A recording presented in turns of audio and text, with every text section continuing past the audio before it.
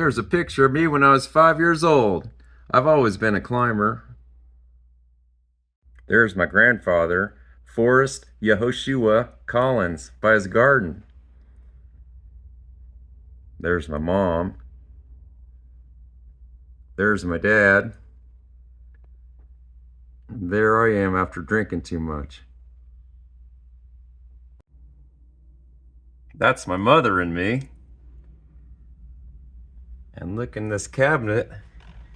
It doesn't look like much right now, but it's going to be kind of interesting a little bit later on tonight when we turn the lights out.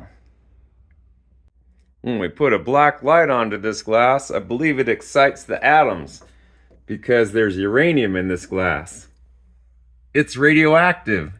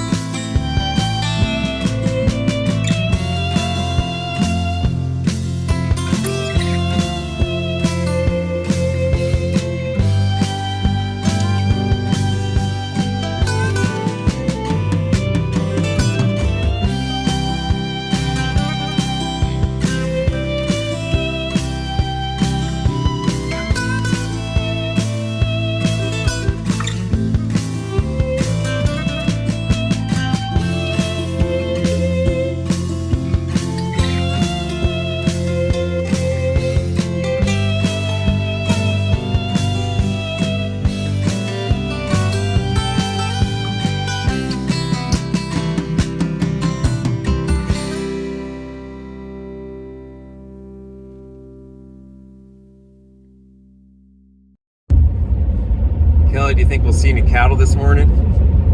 You know we will. This is a different group than the one we were used to. They're on both sides of the road, so be careful. Looks like they're coming across. The one on the right is getting ready to come across, so just be careful. See them? They're looking. They want to be with the other ones. Those are longhorns. That's what I'd have too if I had cattle out here, the longhorns. Get some mountain lion or something. They got something to defend themselves with.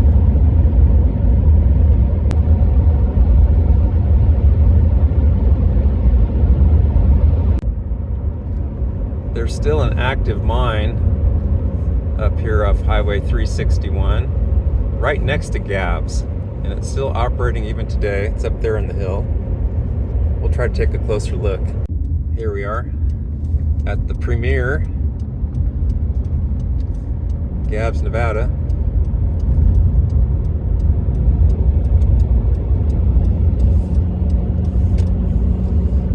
I think every time I've gone by it, it's always got dust and smoke, and I'm not sure if they run 7 days a week or not, but Sure looks that way. yeah.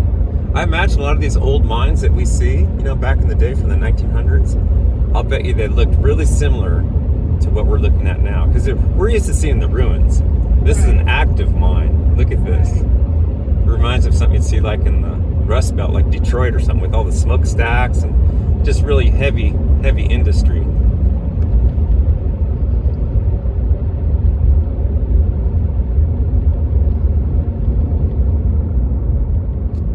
We're not sure how far we can go. We're not going to trespass. We just wanted to take a quick look, and we're just going to turn right around. Looks like you put a right idea. just gonna turn around up here.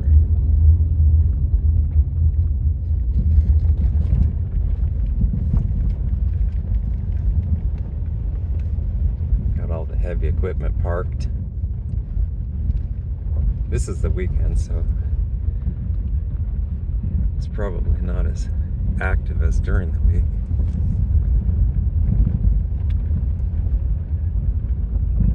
I'll probably just turn around right here. Yeah. We've got no business being up here. Just curious. Yeah. Looky-loos. Looks like it's a well-maintained and run facility. Oh, there's somebody working up there right now.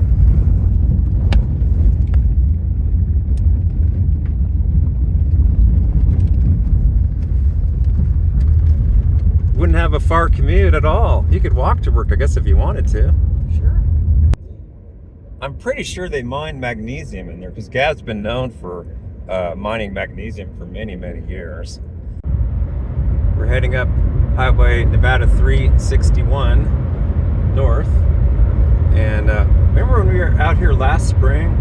All the orange wildflowers that were blooming? The desert mallows? Yeah. One thing interesting about that magnesium is that I remember reading a little bit of history about the mine here in Gabbs, and apparently during the Second World War, they needed the magnesium for lightweight parts on aircraft. And I remember also, as you know, I spent 5 years on a ship in the Navy, and we worked with the aircraft carrier a lot. Being a cruiser, we would be kind of the plane guard for the aircraft carrier and pick up any pilots that ditched and kind of, you know, provide defense for the aircraft carrier. So we were around a lot of planes, but we had a small helicopter on our ship sometimes. And anyway, they said that on any ship, you're concerned with a fire at sea on a ship. And they said with that magnesium, some of the aircraft, like the helicopters and so forth, they could have magnesium parts. And they said if the magnesium caught on fire on the helicopter on the ship, or any kind of aircraft caught on fire, that we're supposed to push it off the ship into the ocean, because they said it would just keep burning and burning, and it would just burn right through the ship, all the way through the hull. So I always just remembered that. Coyote. There he goes. We almost hit you, buddy. Here he goes. Better watch out for the roadrunner. There he is.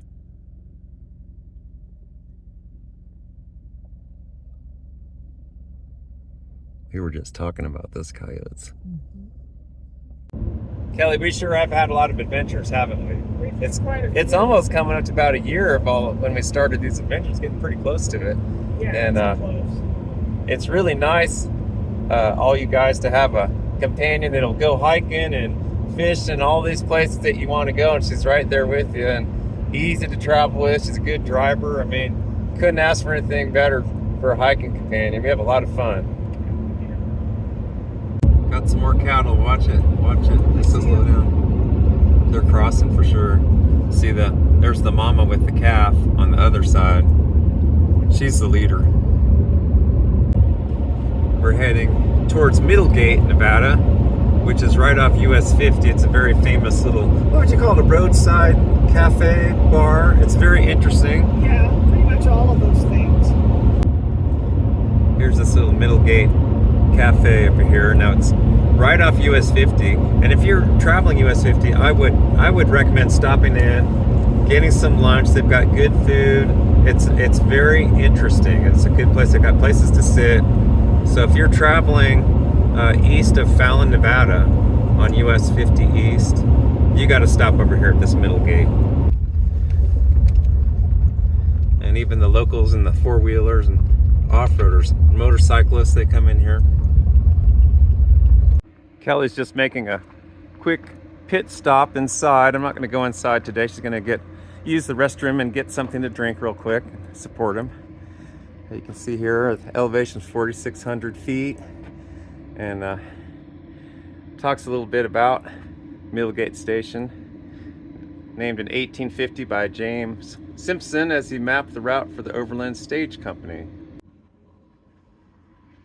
Beautiful morning today. Very pleasant, not cold and it's not too hot.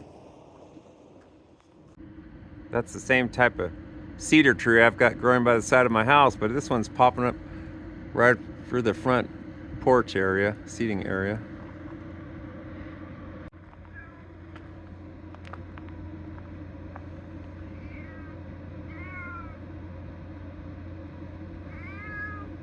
Kitty cat.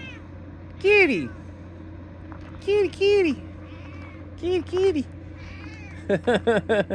Kitty, kitty. Hey. Hey, kitty. Oh, it's friendly. Oh, it's cute. He's small. Look at that one. I like your color. Well, you're a loud one. Cute little thing. See you later, buddy. Uh-oh. Wants to come home with me now.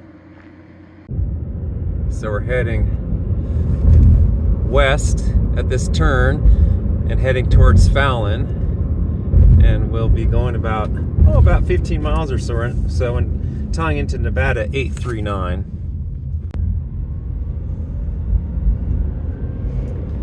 Kind of see where we are, everybody. We're 47 miles from Fallon, 107 miles from Reno.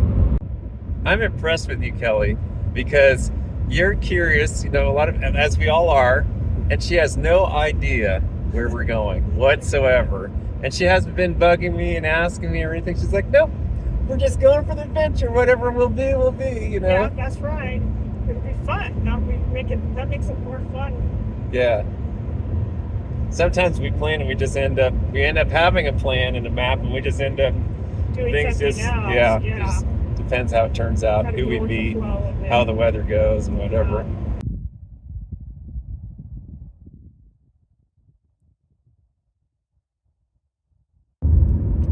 Making a left onto Nevada 839.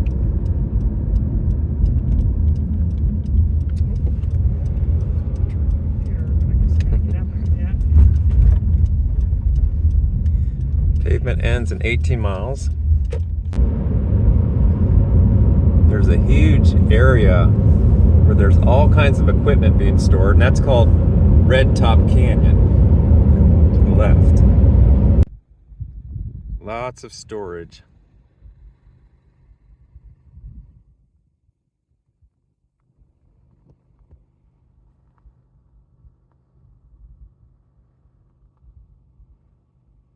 I think some of that equipment has tracks on it.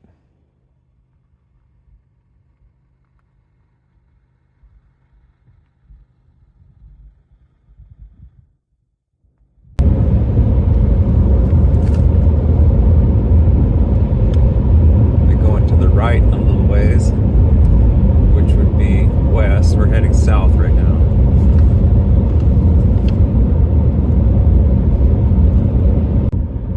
We'll be going to the right, and we'll be going into the Sand Springs mountain range.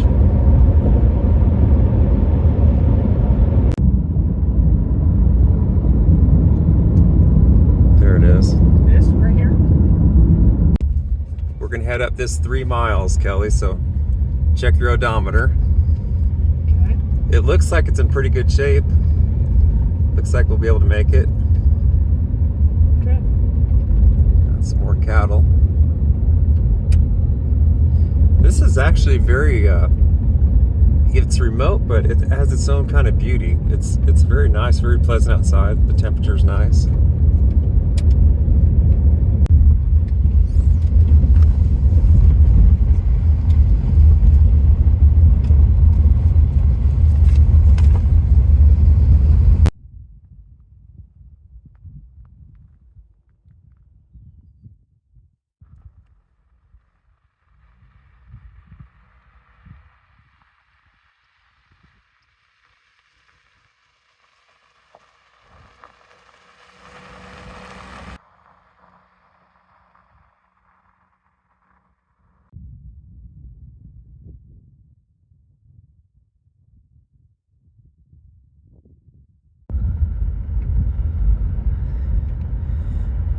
Interesting little mountain range in here, isn't it? Yeah. Really interesting small mountain range. I would call them more large hills with big boulders. Kind of reminds me a little bit about the Alabama hills a little bit, these big boulders. It did me too. Something similar. But it's not crowded at all. There's nobody else. Nobody else here today. No. Nobody's going to be out here. Maybe the aliens will come out here tonight. Ooh. Oh, there is a cow. Yeah, it's got. That's a mama. She's got a baby, little cow. Don't spook them. Just keep going. They're in a little vulnerable spot. You don't want to spook her. Keep on going. There she goes. Good mama.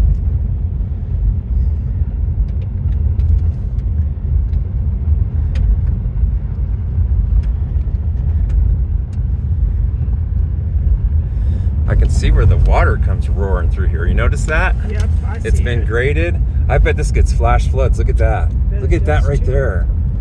Goodness.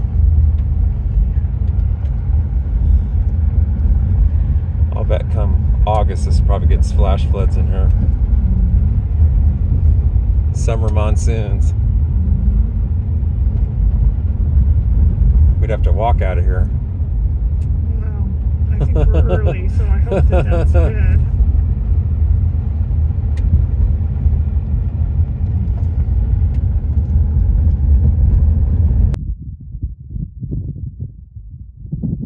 It's so quiet out here. Where are we, Kelly? I have no idea. You still don't know where we're going, do you? No, I don't. I'm going to surprise you. I don't often surprise you. No. Okay. We're going to head on for a little stroll in the desert. Okay. Let's go this way. I couldn't help myself, everybody. I just had to surprise her at some time. We're having fun with it, though. It's a beautiful day, isn't it? It feels really good. It's been gorgeous. Yeah. A couple of the subscribers, they said, we love it when you show all the little flowers. And I said, well, I love to see the beautiful things. Look how small that is. Look at that teeny tiny. We're getting closer. Look, there's a monument over there. What is this? There's a monument out in the middle of nowhere.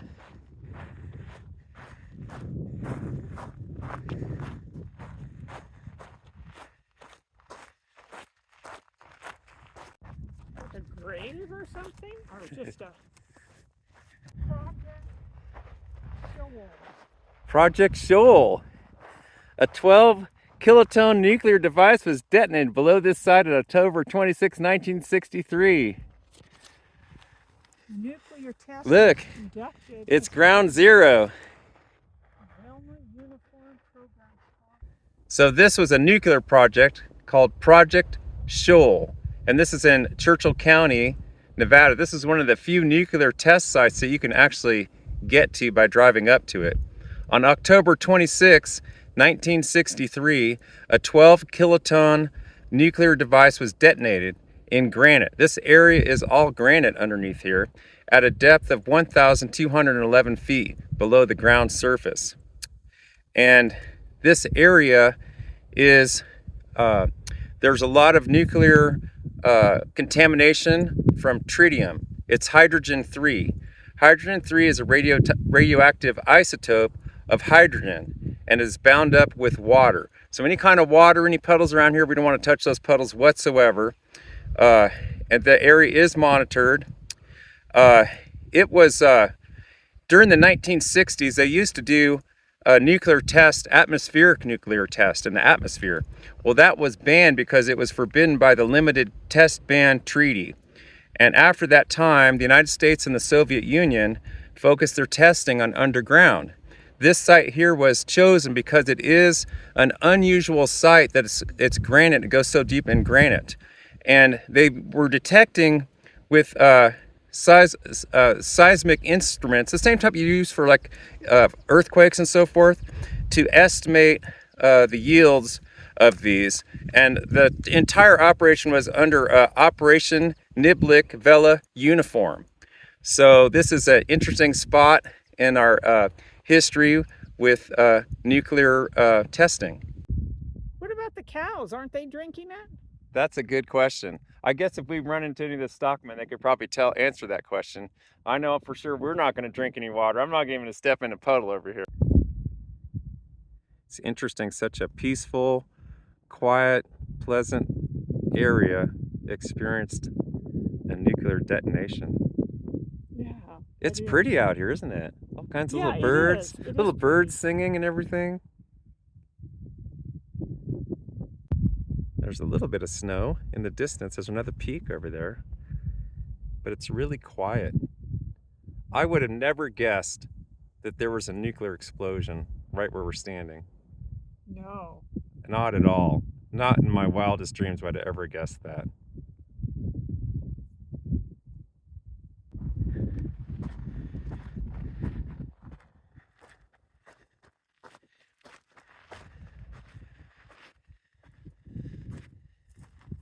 There's a geologic marker behind it too, I noticed. Right there.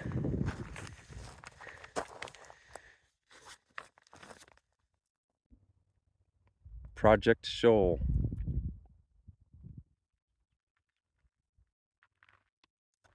Well, I guess that the Earth can recover from nuclear explosions. It seems like it takes a long time. Right. I remember seeing some things on Chernobyl in Russia where the fungi and the plants and things, even though they're radioactive, they're starting to clean the soil and the area, and there's all kinds of wildlife moving into those areas. It's one of the few places in Europe that has some of the rarest wildlife is moving into that former Chernobyl site.